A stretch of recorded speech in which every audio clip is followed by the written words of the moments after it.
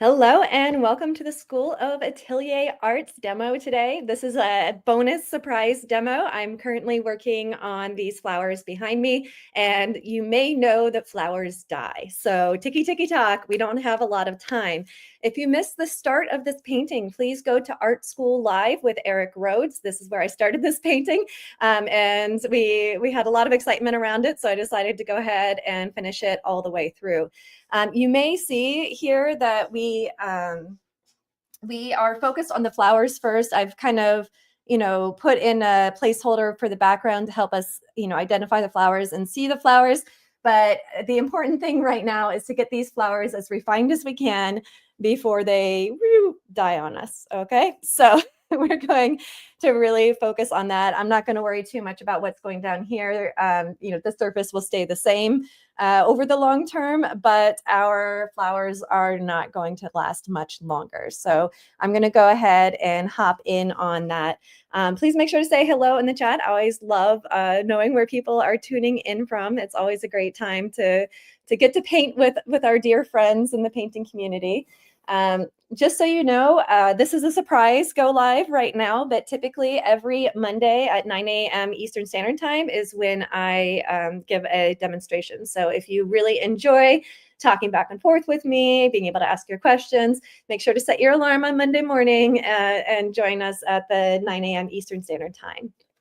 Okay, I had to clear off my palette because it just got too messy. And one of the most important things with painting flowers is to get clean notes. It's so easy to get a mucky palette and ruin a beautiful floral bouquet. You'll also notice that I painted on pure white canvas. Again, this is because the white gives me the most vibrancy through the paint, especially when I'm painting yellow and white flowers.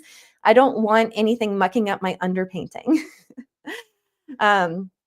And welcome, Ellen. So good to see you here. Yes, we had a great Art School Live. I hope you check it out later today. And if you missed the original Art School Live that I started this painting, again, you can check it out on the Art School Live with Eric Rhodes.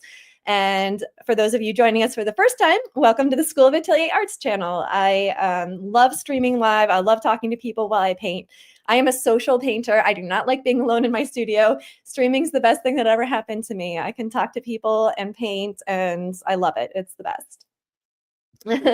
Oh, and Kay saying that the palette gets messy, too, for them too. So yeah, it's a thing. Having discipline in painting, because nobody wants to take off their mucky paint, right? We just want to keep painting, right? But especially if you're painting flowers, you have to be disciplined about your color notes, because flowers are about color, right?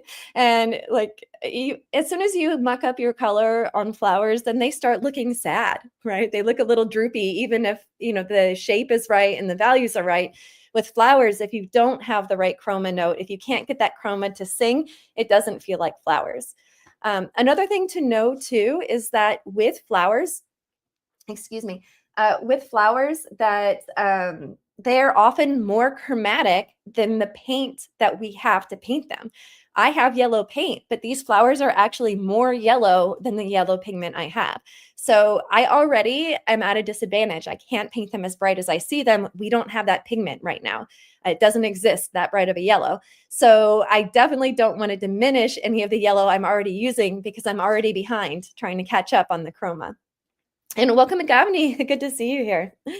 Thank you. Thank you. I love painting and love talking to people while I paint, so I'm glad you joined us. Okay, so I'm going to put paint on my palette. For those of you who have watched my demos before, I believe in putting your paint in the same place on your palette every single time. But how do you do that if you're adding more colors? Today, we're going to have yellows and oranges. And so the rule that I use is I arrange my paint by value. So I'm going to put my whites, my yellows, whatever, my light green is going to go over here because it's lighter than my dark green that's going over here, right? So I arrange everything by value. Okay, so I'm going to go ahead and put on the paint on the palette. I see some of you who may have seen the start of this painting who hasn't seen it for a little bit. If you want to see where the Art School Live demo ended and where this is beginning. I posted time lapses on my Instagram at Mandy Fine Artist. So that's Mandy with a Y, M-A-N-D-Y, Fine Artist. That's my Instagram handle. So if you want to know how I got from the end of Tuesday's demo to here, you can watch those time lapses. But I thought it'd be really great today to see how you can take kind of this as a first pass and how do we enhance it without ruining the big ideas, these beautiful color notes that we have. Okay, so I'm going to put paint on my palette here. I kind of have a messy studio right now. Typically, I try to keep it clean, but I'm not taking any time to clean my studio because my flowers are dying, right? So I've just been going because it's like ticky ticky tock. They're going to die. They're going to move. You know, the longer it takes you to paint a flower, the more you have to redraw the flower or draw from imagination. So Ellen, the most productive, Ellen saying she was about to go to the store and then there's a surprise demo and now she's not going to the store. But in my opinion, your education is always the most valuable thing you can spend your time on. But that's an art teacher speaking. I may be biased. Yes. Okay. So let's see here. Paint on my palette. I should be able to manage this. Just need to make some space here. Okay, I am painting with titanium white. I typically prefer painting with lead white, but I paint with titanium white when I'm giving demos. I do really like lead white when I'm painting chromatic florals, but so far this has been working out okay for me. When I paint pinks, I really prefer lead white because it allows the pink to sing through the white without getting chalky. But the yellows are holding up with the titanium, so I'm not going to change partway through. I'm just going to stick to the titanium. Is that a stack of books? Oh, that's a stack of canvases behind me. I got a little nervous with the tariffs and I just flooded my studio with a bunch of canvases because I really like painting on Centurion oil primed linen. And I like to just have things consistently, right? Like I don't want to mess around learning, other canvases. So I kind of went a little crazy, worried that I wouldn't be able to import my canvases. So I have them stacked up. That's just one stack. I have them stacked up everywhere around the studio.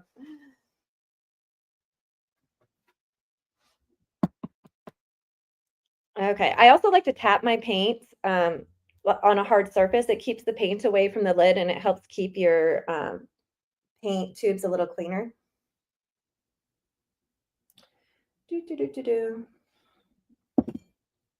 Okay, I'm going to use a couple yellows. I'm going to use this Cad Yellow Light, and I'm also going to put a warmer yellow. When you're painting yellow flowers, they're so chromatic that even if I were to mix a little bit of orange into a cold yellow, it would neutralize it slightly. It's much better when you're painting florals, when you're trying to maintain the chroma as high as possible, to just use different yellows. So this is the first yellow I put on. This is like a slightly colder yellow.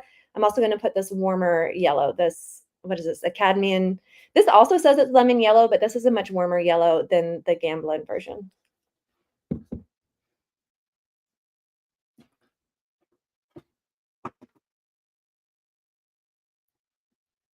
And we definitely need orange if we're going to paint yellows to really warm up a few things. And welcome Art School Live. So happy to have you here.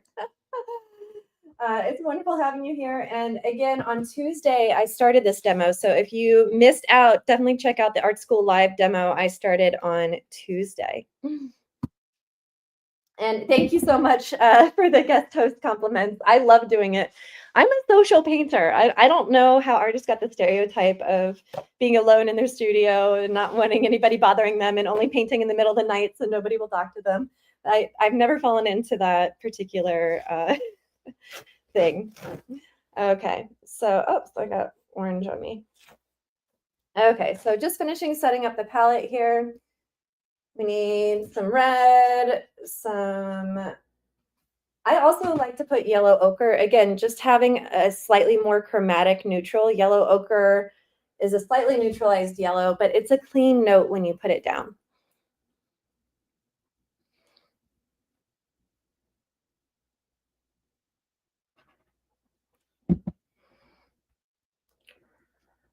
Okay, and then I'm gonna put some green. I don't typically add green and orange to my palette unless I'm painting flowers, just again, because the chroma notes are so important.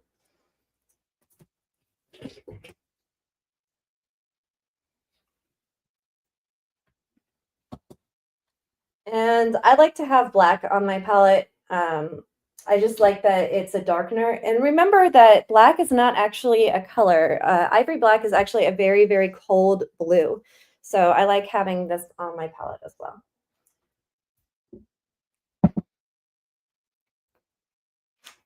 Okay. All right, so we did the right thing. We reset up our palette, even though I really didn't want to. I cleared it off and we're ready to go. Clean palette, clean mind, clean painting. Messy palette, messy mind, messy painting, right? And flowers require us to have clean notes. It's more important than almost any other subject that you paint to have palette discipline. Okay, so I'm going to grab my brushes here. All right, I need a plan, right? Like, what am I doing today? Never start painting without a plan. Always have in your head what it is that you intend to do. And I'm going to pull you guys in a little closer here, just so we get a super nice view. I need to know, let's see, we can rotate this a little bit more. I need to know what it is that I'm trying to achieve today. So one thing I want to do is there's these leaves here that have this really beautiful gesture. And every day they're drying up a little bit more and the gesture is changing. And I love the gesture right at this moment. So that's going to be my priority. Get these leaves in. I also haven't added the bamboo because the bamboo curled up and died on me. So that's probably going to be something where I go cut new bamboo and stick it in there. But I don't want to disturb my bouquet until I get everything else as done as I can. So the plan of action is going to be paint these in and then start giving the second pass to the main flowers before I lose them. And after I do that, then I can disturb the bouquet by putting some new bamboo in, adding it. Eventually we can deal with this stuff down here. Because I haven't drawn any of these petals that are on the base, I don't know if you can see these petals down here. I haven't drawn any of those in yet, so I can always get new ones and put them down. They're not that important. Okay. Okay. Thank you, Kay, for the compliments on the chatting and the painting and the talking. I think it's interesting. My background as a licensed art teacher, like we do not give school teachers enough credit for all the things we require of them to do, right? They're grading, they're talking, they're dealing with behavior problems, they are, coordinating, an education for their students. And I feel so grateful to have had 18 years of teaching under my belt because it's given me some very specific skill sets that I'm now able to use to help, people all over the world learn how to paint. Keep gossiping away. I love reading all the nice things in the chat. It's never a sad thing. Okay. All right. So what am I doing? I want to put these in, and I have a little bit of an issue. I'm going to rotate this back. I'm having a little bit of an issue because my background is painted a little bit on the green side, whereas in life, the background's a little bit more of a bluey purple. But I didn't have any bluey colors in my bouquet. And I felt that if I tilted the background to be a touch more on the green side, it would provide more unity in the bouquet. So I did that, and I love the way it looks with this color of background, except for now I have to paint green on green, right? So some of this is going to be a value thing. Some of it is going to be a color thing. But if I want these leaves to stand out, I have a few tricks to do that. And that's what I hope to show you today. Okay, so I'm going to go ahead and get in my viewing spot. And I'm going to make a plan for where these leaves are going to go. I'm just going to mix a random green that's slightly neutralized.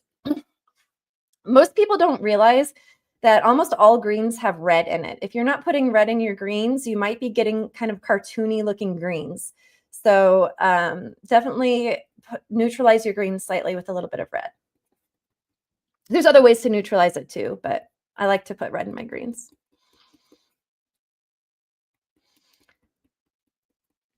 Okay, so I mixed this green color, but it has red in it, right? So actually, I should have shown you before I put the red in it. Here's the difference. This is the color without the red in it. This is the color with the red in it. Now, this color is great for very new spring grass, but almost no bouquet of flowers has like spring grass in it, and it almost is all slightly neutralized here. All right. All right, so I'm gonna loosely draw in my shapes. My background is still wet, so it's gonna affect things. I'm not gonna worry about the stem, but I am trying to find the big shape of the leaves. For those of you who saw the beginning of this painting on the Art School Live channel, we started by thinking of this as a big diamond shape, right? And then we thought of each flower as a shape within the shape, and then we cut in and created the leaves and all the good stuff, right? We're going to do the same thing here. I'm not thinking of this as here's a leaf, here's a leaf, here's a leaf. What I'm doing instead is I'm thinking of it as a unified form, a big shape, and then I'll break it into these individual leaves. Okay, so what I'm going to do, I also want to connect it to the whole. If I just draw this shape here without thinking about how the shape relates to the whole, I might make it really small or really big, but it's no longer going to feel like the right proportion to my bouquet. So if I want to know how this leaf connects to this leaf, I'm not just thinking about the little line here. I'm thinking about how it can go all the way through. Oh, look, it's touching this part of my flower over here. Okay. So what I'm doing is even when I'm not drawing it, I am thinking through my painting. I'm going to use a little bit of dark because this is a demo, and then I'll lighten it later when we don't need it. Okay. So my thought is it connects to this yellow flower, and that shape comes here. This kind of cuts through the bottom of the flower here.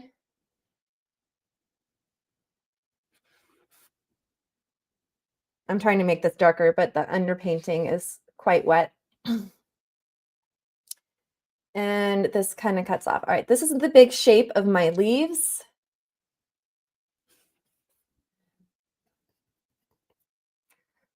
All right, so this is representing 3 leaves, really 4, because there's kind of a hidden one back there, but I may not include the hidden one because I feel like it'd be better to have this peekaboo effect with the leaves. Okay,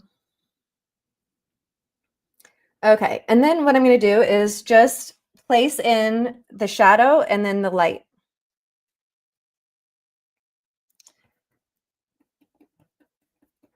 So I'm mixing up a shadow color, again, throwing a touch of red in. Doesn't have to be a ton. And I'm seeing this beautiful shape here. Oh, it's really picking up a lot of that background. I'm just going to put the value in, kind of like what we were doing in Art School Live earlier with our lovely guest, Melanie. And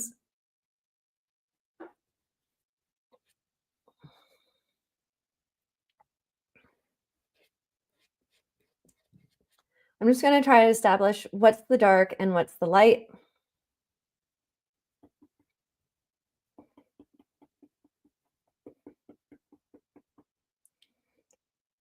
So this is one leaf. Here's the light. There's the dark. The second leaf is kind of in shadow and it has a lot more red in it.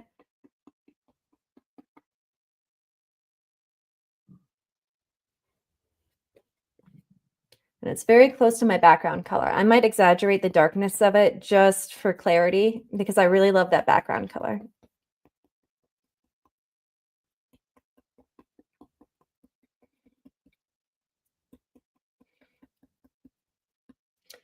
So I'm going to darken it a touch, probably even more. Because my background color is so wet, it's just picking up a lot of light. So I have to over exaggerate the darks that I'm throwing down.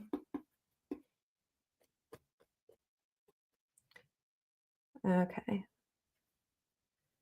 And it has this nice little green moment where this leaf is turning up.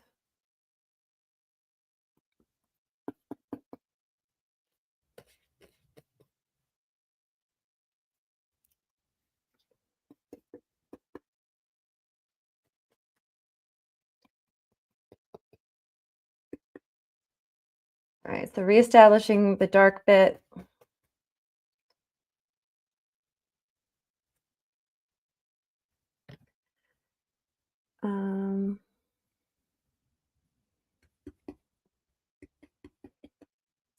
And there's a little bit of a chroma note in here. It's a little too bluey green. Put a little orange in it. The orange, remember, orange is made up of red and yellow. So by putting a little orange, it's going to neutralize. That's a little too much orange. Let's go back to our green. It's going to warm up the green and neutralize at the same time because orange has red and yellow. And it's lighter. Sometimes you just have to cycle through colors a few times before you land on the one that you're looking for.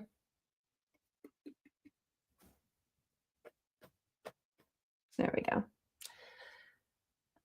But I lost my shape a little bit, so I'm going to reestablish my dark shape.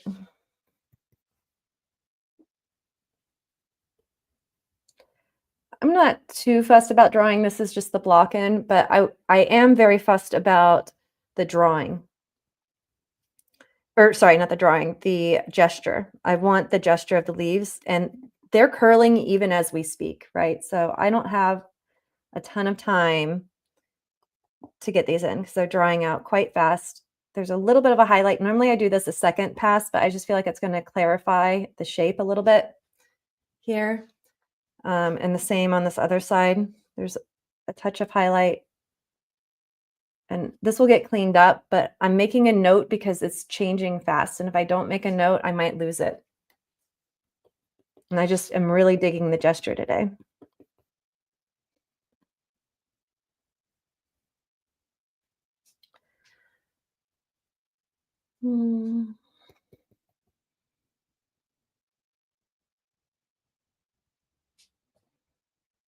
Okay, so do you see how really I have a dark, a light, and a skinny, skinny highlight, which is not a line. There's no such things as lines in paintings, just really, really skinny shapes. Okay, so I'm gonna just catch up on the chat. I was distracted here. Okay, so Kay saying that there was a class that they used that this outline method of looking at everything in outline form of simple shapes. Yes, but also it's like I like to think of the big shape and I tend to use more lines than most, but then I'll also obliterate at the end. So for example, on this white flower here, like there's almost no line between the petals right now. I'm going to bring some of them back, but there is a clear line of the shape where there's the most contrast with what's behind it. So kind of the lost and found edge idea is really what we're going for in this painting. Oh, and here's another comment. So did outlines on tracing paper, then check the proportions. Ah, yes, yes. So you can definitely, tracing paper can be a great tool to use. You know, I often will have students draw and then transfer their drawings to a canvas and keep the tracing that they use to transfer so that they can check while they go. One thing that happens is as you start painting, it's very common to lose a drawing. All right. I need a little more red in the screen. It's making me a little sad here. It needs more red. Okay. And then I love this leaf. Look how it's curling. It's got so much gesture. It's not quite as easy to see in the chat, but hopefully, or on the screen, but hopefully by the time I finish painting it in, you'll love it as much as I do. I am going to put the stem in now because it is becoming an important part of what's going on. And then it kind of dissolves back here. And we need more white in that stem.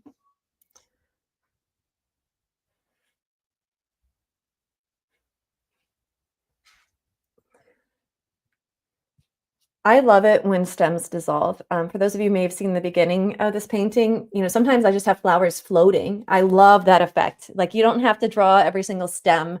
You know, we're thinking of the flowers and often the stems are very similar in value to the background anyway. You can totally let them go.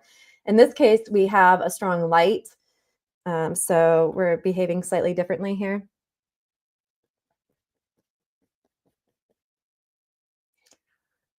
Okay. Let's see what this last one is a colder green, a little bit more of a blue green.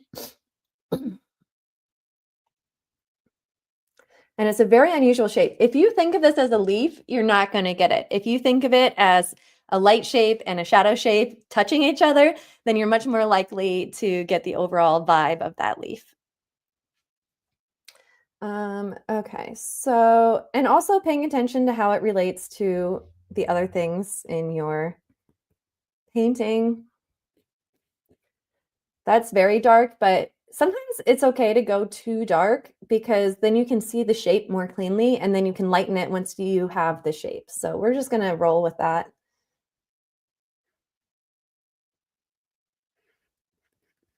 Plus, I have this white underpainting that's like a lighter value underpainting that is being picked up, so I'm not too worried about it.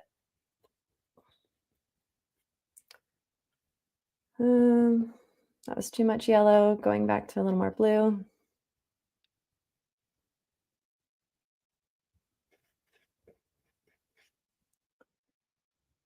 Okay, and then we have this really interesting mini shadow shape up here. It's just like a little triangle. And then this connects with a lighter shape, and it's really washed out. It's hitting a lot of light. It has a lot of red in it.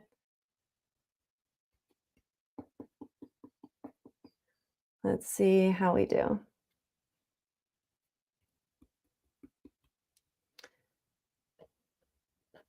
right, this is pure pink. I'm gonna have to turn it more green here, but again, I'm just gonna get the shape in while I have it.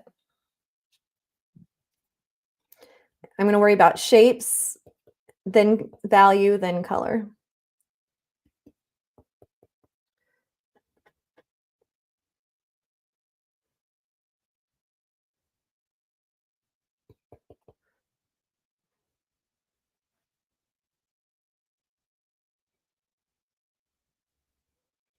And then it has like a little bit of a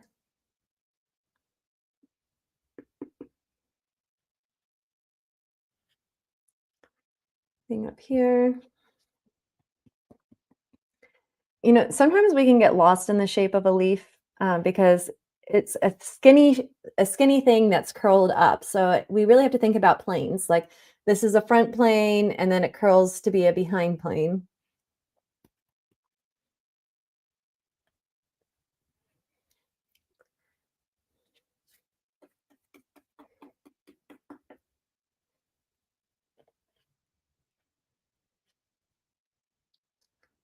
And there's just a little. It's crazy. There's like almost an orange light coming back here. And I'm a little too light. I'm basically the same value as the backgrounds, but this is actually a little bit darker than the background. So there's a value change, but it was exaggerated. And now it needs to be a little more yellowy.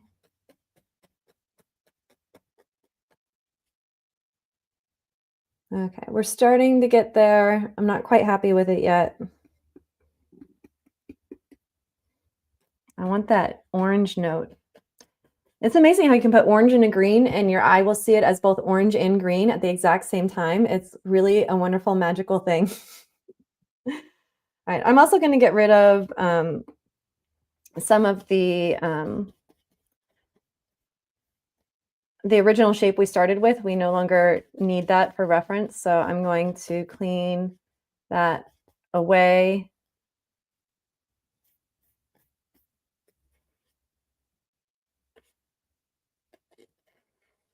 These leaves have fairly sharp edges because they're a flat object that's curled, so it tends to give them a sharper edge. And all right, now I'm going to adjust the color slightly. So this is dark, but it has more of a yellow in this green. And it's darker on this edge, and then it gets lighter as it moves away.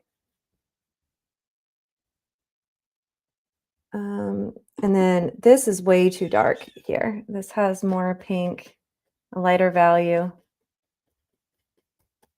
Oh, I remember why we made it dark, right? See how we we lost it? It's let's see if we can use color to change it. Let's put just a little bit of orange in here. That's a nice effect. I love a good neutralized chromatic orange, even though that sounds like an insane thing to say. People forget that neutrals have a color in it too. And it does get a little darker as it meets the stem there. Now, second pass stuff, now that I've established where things are, leaves, they seem flat, but they actually have a really, really skinny edge on them. And I like to do this once it's dry. But by showing that it has a really, really skinny edge to it, it makes it way more believable, right? These are feeling a little flat. I put a tiny bit of an edge here. I'll see if I can add a little bit. I have this giant brush, but it's like a yellowy green.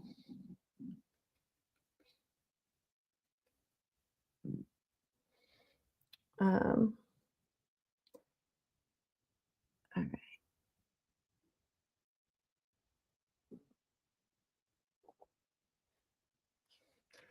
And I like to lay it down and then I can cut into it.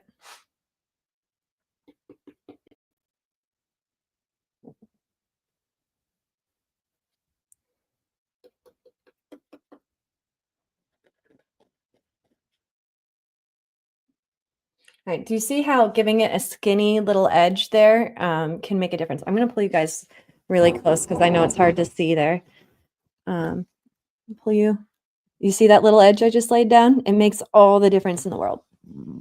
Okay, I'm going to catch up with the chat here. Okay.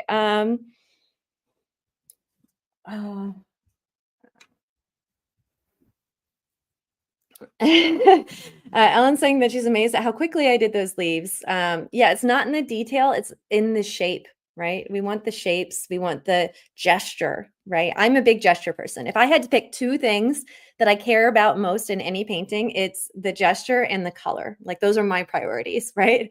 And I will sacrifice the value for a color. I will sacrifice shape for a gesture, right? So every artist has their preferences, but I love a good gesture and I love an exaggerated gesture. I'm a big exaggerator. So I'm going to these leaves are going to be the leafiest leaves that I can paint.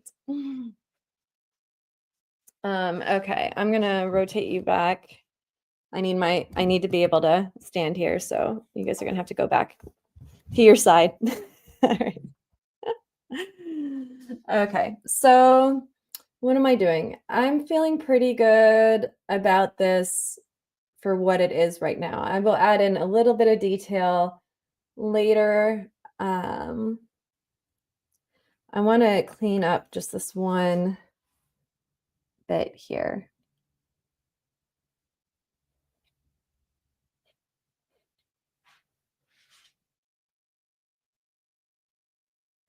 And I'm exaggerating the value here because I want some clarity on this leaf. So I'm intentionally exaggerating the value. This has a little bit.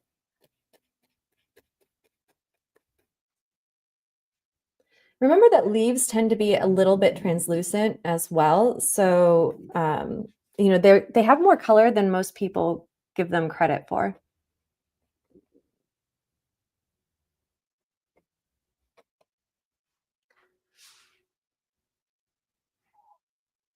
Yeah, when I put this edge on the leaf, it's going to be wonderful. And I almost want to put an orange. I'm going to do it now. I'm so excited about it. I'm going to get a slightly smaller brush.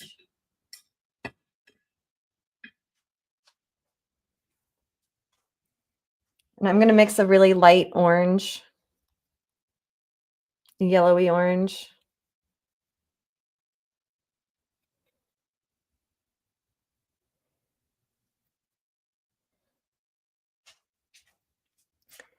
And I just really want to tackle this edge here.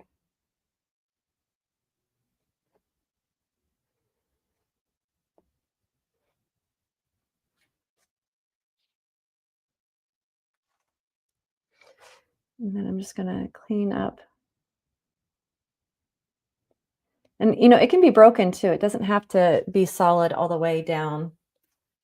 And it kind of dissolves as it goes down. Like we don't see it as much as it goes down.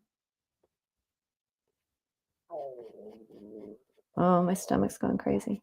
All right.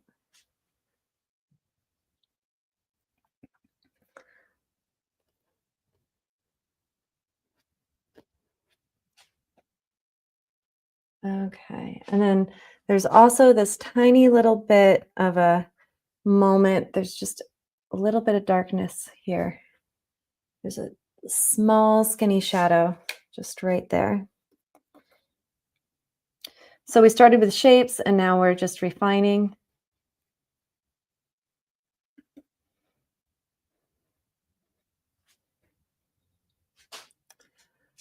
And there's a little touch of a edge here. Let me get my skinnier brush.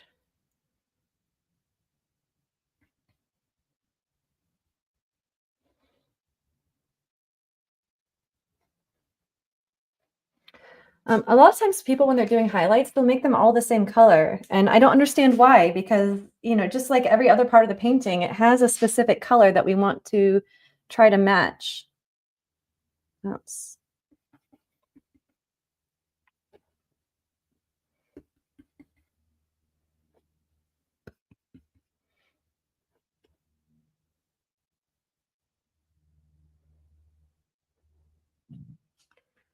There we go.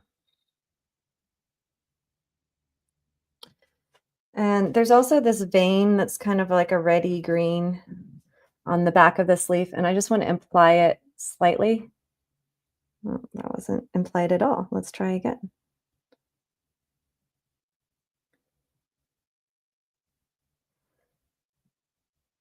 I might have to wait for it to dry to get this one in.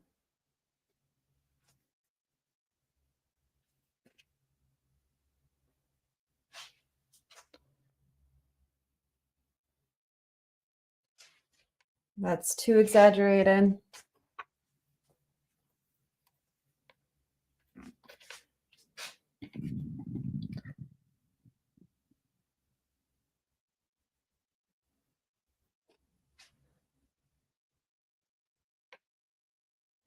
Right, this definitely is too light, but I'm gonna leave it as is because it's much easier to let it dry and then darken it um, than to try to change it while it's wet there. But it's implied, it's there. These are mostly notes for us so that when we do our second pass, because this leaf is going to be long gone by the time it's dry enough to do a second pass. So we have to be really mindful to give ourselves good notes.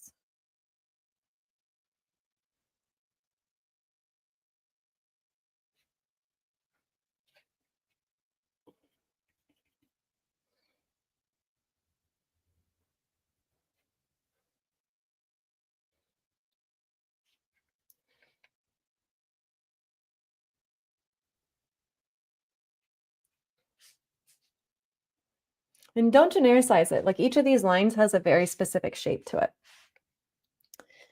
Um, I'm just checking the chat here. Yeah, so there's a good discussion going on in the chat about values and shapes and how do you get things to emerge. And this is always the least pleasant part for people to hear, but practice. I paint a lot of flowers, and painting flowers is not so different from painting people.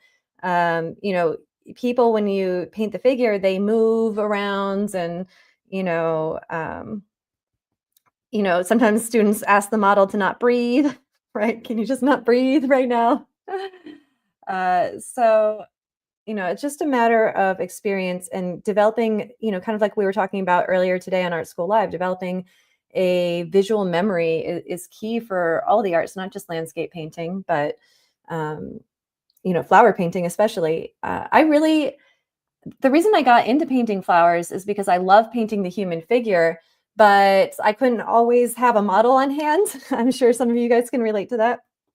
Um, and so I found that flowers were the next best thing because they move, they breathe, they have many of the qualities of a figure, and that's what I love about them. Okay, I just did something that I didn't like over here, so I'm going to take it back.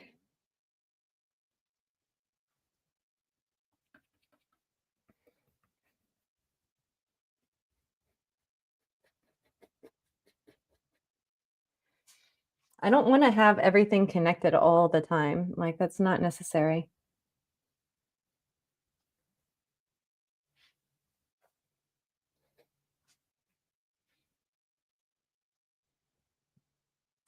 Okay, I ended up taking these leaves a little further. I usually don't put the edges on them this early, but I don't know why, but I did. So we'll roll with it. But I don't want this to get above where everything else in the painting is going. There is like a little brown.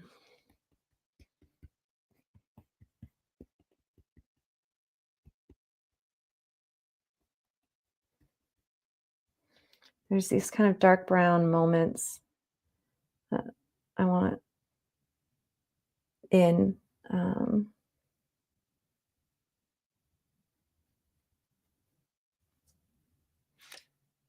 okay. This is feeling really weird now because we don't have any of these other leaves in. So I'm just going to put one or two of these daffodil leaves in just so that this doesn't look so lonely over here. The daffodil leaves are colder green.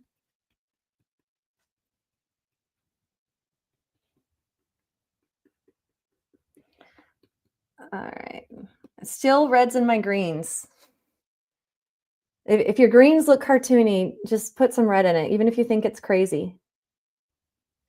All right, so again, I'm thinking about how this leaf cuts through and it kind of continues out the back, but I don't want it to be that big of a deal. I'm going to let it dissolve into the background up here. It's more of an implication. I'm going to have it darker here because it's going to support that flower. Do you see how putting the dark underneath makes that flower feel more white?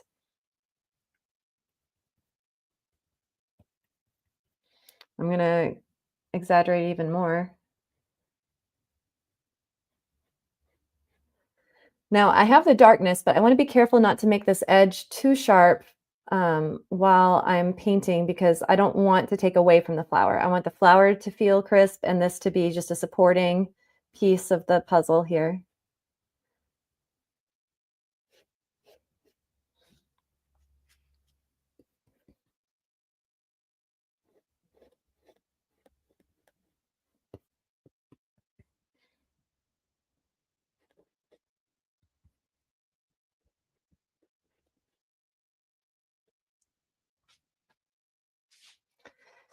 This glass I threw in very quickly, but I didn't think it through too well. It's definitely going to get adjusted here. But I don't remember when we sat down, what was the point? We're doing the leaves, right? That was the goal. We don't want to get sucked into the glass or we're going to start making a mess. If you have a clear goal in mind and if you can have the discipline to stay on track, it'll help you not mess up your paintings, right? So if you've ever had the experience of, oh, I love this painting, and then you hop around a whole bunch and then you lose what you love of it, it's because you weren't disciplined with your ideas of what you wanted to work on.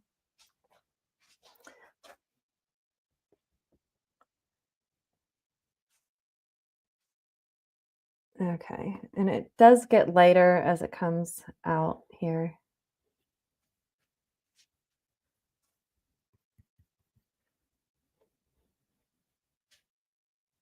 And, you know, we don't have to describe every little thing all the time. There's a nice little cross one that's starting to die, but I like the design of it, so I'm going to throw it in. And it also gives me a nice dark against this pink here. It's going to help that.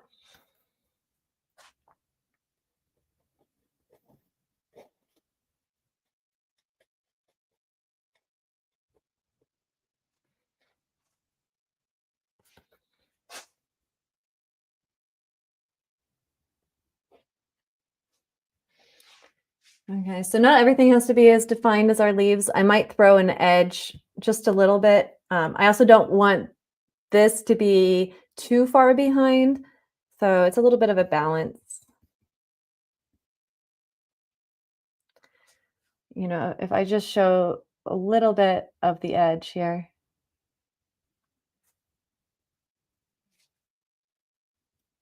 And this is more of a made up leaf. I usually don't make things up, but I remember this from when I started this painting. It was part of the design that inspired me, and I want to make sure that I have it in my final painting.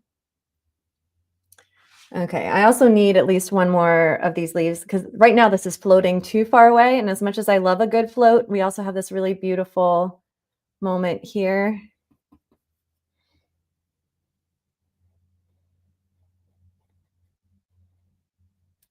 And we can let it disappear, that's fine, and put just a touch of an edge on it.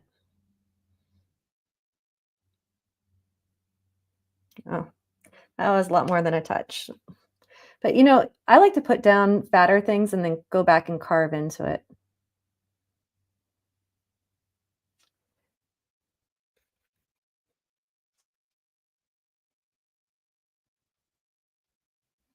So I want it to be subtle. I don't want it to be so in your face.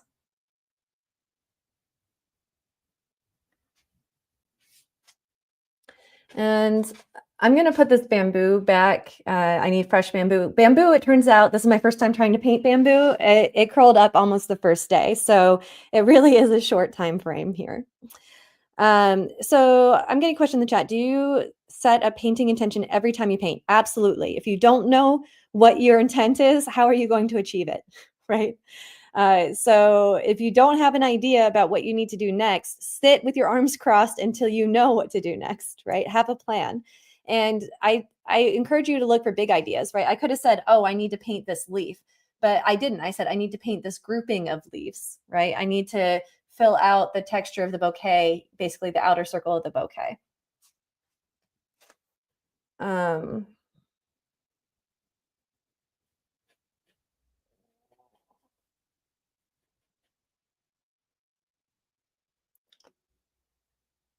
I feel like there's just some background texture that implies the bamboo. Maybe I don't even need to put the bamboo all the way back in. Oh, I don't like that at all. Let's undo, undo. See, this is the problem when you start making stuff up, right? I did not like that at all.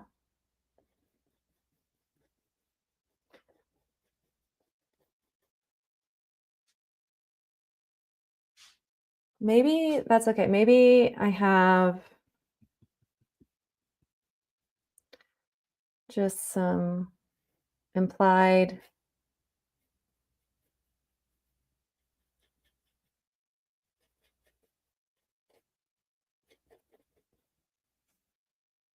Okay, I don't mind that so much. And then, this bamboo goes in multiple directions,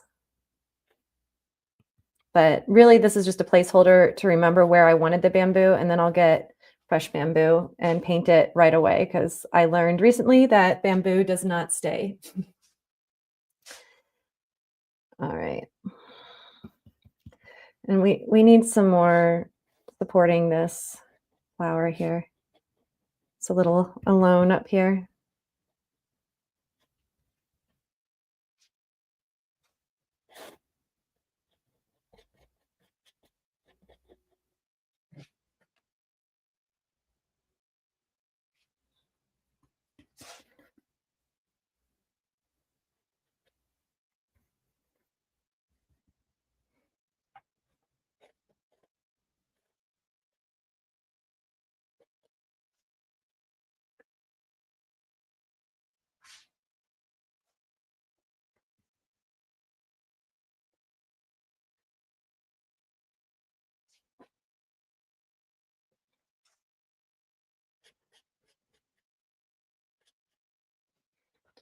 Just filling in the bouquet slightly so we don't have this like really, awkward big space, just breaking it up a little bit. But really with soft edges, just implying there's something back there without having to really go into it, right? It's basically creating a soft edge around the bouquet. So if you don't know what your big idea is, do you have a sketchbook that you just practice? Yes and no. I am a little bit of an outlier. I am not such a big fan of my sketchbook. For me, the sketchbook is something I use when I can't take my painting kit with me. But I really love gesture and vivacity and freshness. Those are really important things to me. And I find when I sketch it and I draw it, I've already lost steam by the time I draw it again on my canvas. So I would rather just make a wreck of a painting Like I would say that half my paintings I don't like and I repaint them, right? But I'd rather have a wreck of a painting than lose the freshness. Like this painting's going well, it's working out for me. Sometimes they do not go so well, right? So um but if I did a sketch, it would probably help that. But I feel like I lose the gesture and the freshness of what I'm seeing when I draw it more than once. Like I like to draw it one time and get all that gesture in all at once. And I'm not afraid to fail massively. That's okay. I had a middle school teacher that had a quote in her room being like, said something along the lines of, if you're not failing 10% of the time, you're not taking enough risks. And I really took that to heart. That really resonated with me. And I've really done a lot of things with that in mind. Like I'll take the painting risk. I'll take I mean, it's a risk to be a professional painter even, right? So that's a risk I took.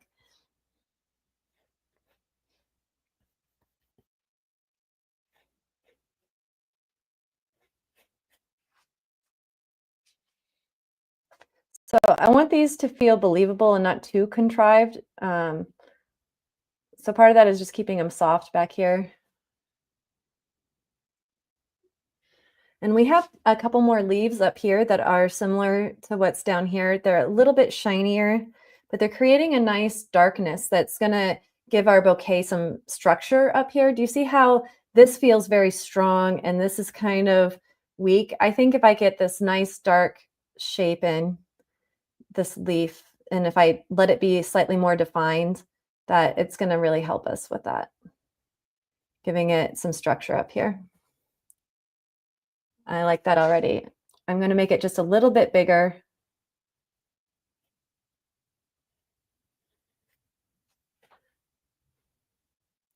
And there's another one.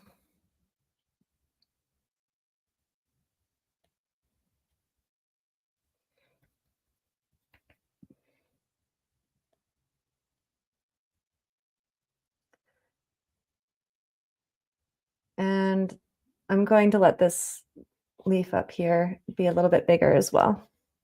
I just want more structure up here. So this is an example of, okay, the leaves moved a little bit, but I like this position more. So I'm redrawing them up here.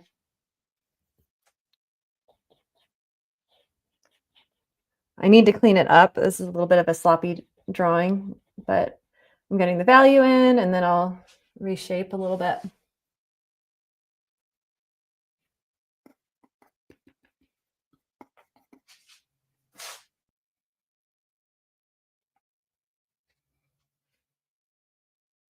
I want this leaf to be tilting over just slightly more for design purposes.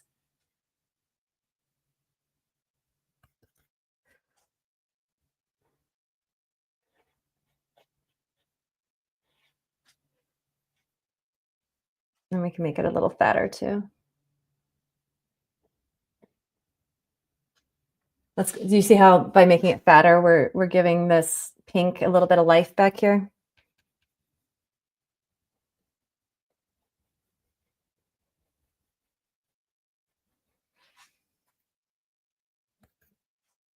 And then it kind of twists the other way up here.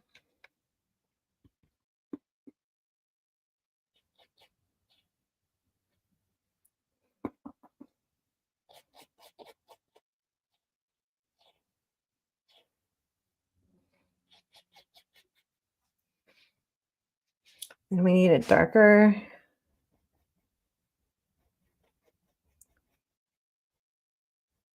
I liked it when it was nice and dark down here. It really helped that pink sing.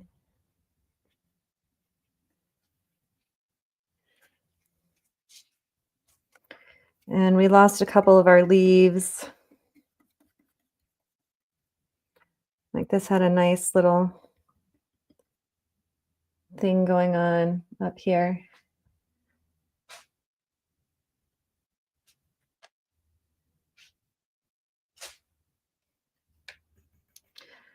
This has moved slightly.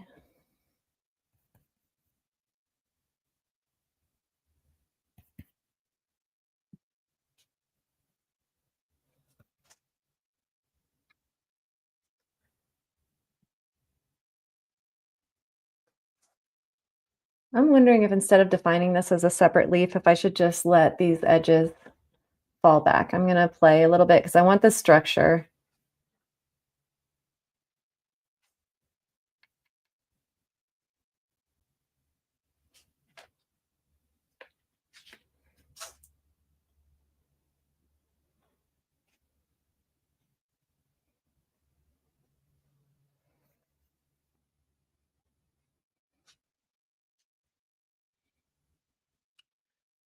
Okay. Some of these edges need to be kind of dulled back slightly. I don't want them to be too important. But I do like that I have some structure up here, and I feel like I want some darkness behind these pinks as well. There is one leaf kind of coming up and curling in. I'm going to see if I like that. See, that's feeling like devil horns. I don't like that at all. Abort, abort. I'm just going to put in some dark green that I'm going to let dissolve into the background. I'm not going to define it. I'm just going to let it exist.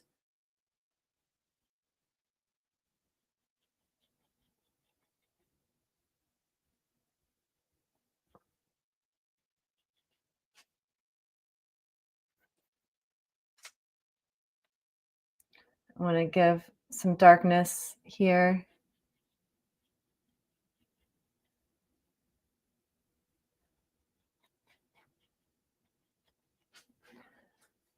You know, it's okay if some of this vegetation goes out. Now, I do have this one thing here. Maybe it can stick out, but I just make it a slightly different angle.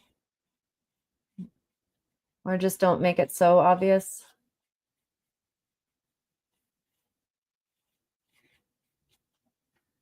That's still feeling very devil horny to me. Maybe put a little bit of a leaf behind this yellow bit here.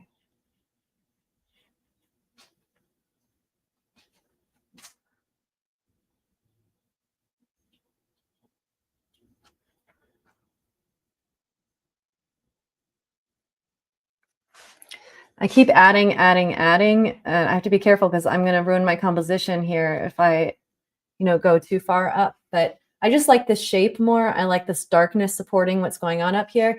I'm going to pull some of these out a little bit more, the flower bit here, and exaggerate it just to give it a slight more pop. But I feel like it's now balancing with a dark what's happening with the light down here with this big flower.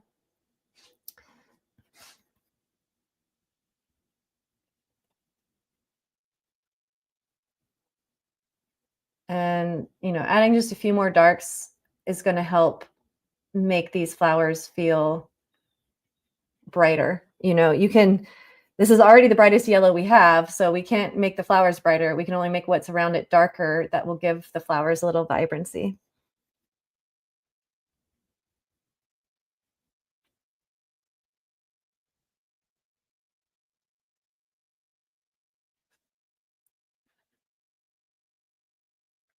And again, I like a floating leaf every now and then, or a floating flower. It doesn't have to be attached.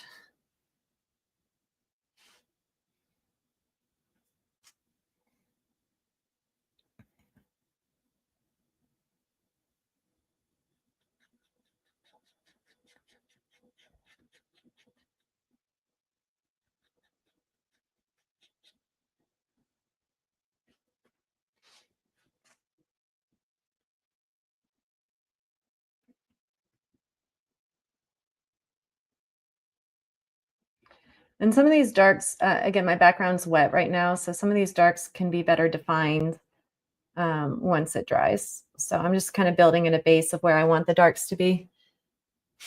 We've got to do something here. This flower fell, and that's actually really helpful. I want to add that in. Okay, so I've been totally ignoring the chat. I hope you guys are all doing great. Yeah, so there's a question. Do I take pictures? No, never. I never work from photographs. I hate it. I feel like you lose the life of things. And also, the camera is not a human eye. And your human eye is taking in massive amounts of three-dimensional information and translating it into, you know, 2D, right? From 3D to 2D. A camera does the same thing, but we don't always know what the camera has edited out for us, right? And I hate that. I hate giving control to a machine. I want absolute supreme power.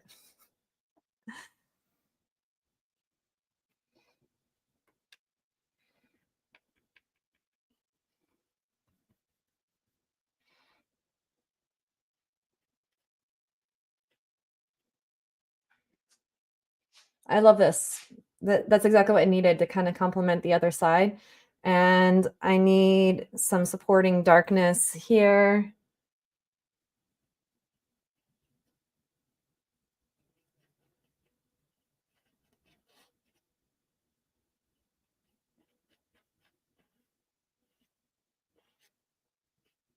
Let that kind of creep out.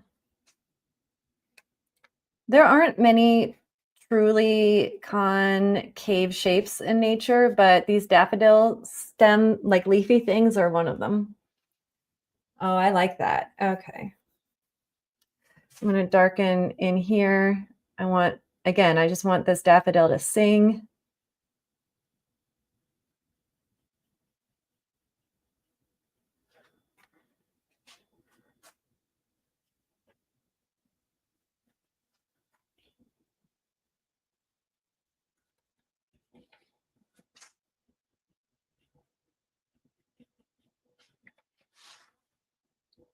Okay. So we basically did a pass around the outside looking at greenery. This is going to get defined more tomorrow, but it's going to move between now and then. And so I'm going to let it just kind of exist for right now. I want to pull this dark a little bit further out.